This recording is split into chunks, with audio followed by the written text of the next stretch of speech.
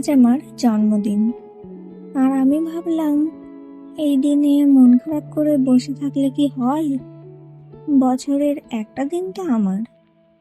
অনেক সময় জন্মদিন মানে শুধু অন্যের শুভেচ্ছা, অন্যের নিমন্ত্রণ, অন্যের হাসি। কিন্তু এবার আমি ঠিক করেছি আমার জন্মদিন আমি নিজের মতো করে সাজাবো। কিছুদিন আগেই অনলাইন থেকে কয়েকটা সাজানোর জিনিস অর্ডার করেছিলাম।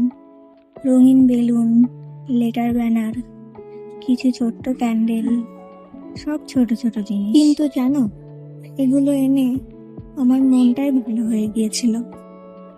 পার্সেলগুলো যখন একে একে বাড়িতে এলো, মনে হচ্ছিল যেন আমার জন্মদিন আসছে, আর আমি নিজেই নিজের জন্য একটা ছোট্ট সুখ তৈরি করছি।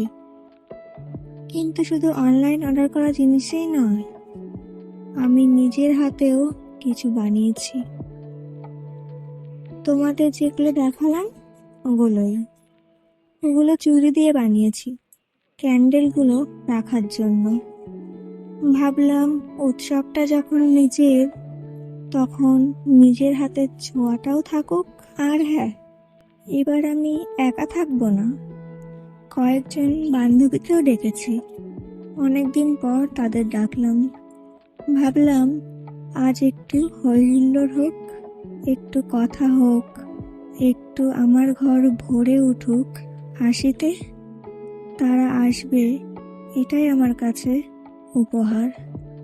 কারণ সবসময় মানুষ পাশে থাকে না, কিন্তু আজ যারা আসছে তারা আমার দিনটাকে সুন্দর করবে। তবে একটা কথা না বললেই নয়, একজন দুমুখ সাপও আসবে। তাকে না বললে তো জন্মদিনটা ভালোভাবে কাটবেই না। বাকিটা তোমরা নিশ্চয়ই বুঝে গেছো, আর বেশি কিছু বললাম না। ফিরি আগের কথাই, আজ আমি সাজবো শুধু নিজের জন্য, কারোর চোখে পড়ার জন্য নয়, কারোর প্রশংসা পাওয়ার জন্য নয়।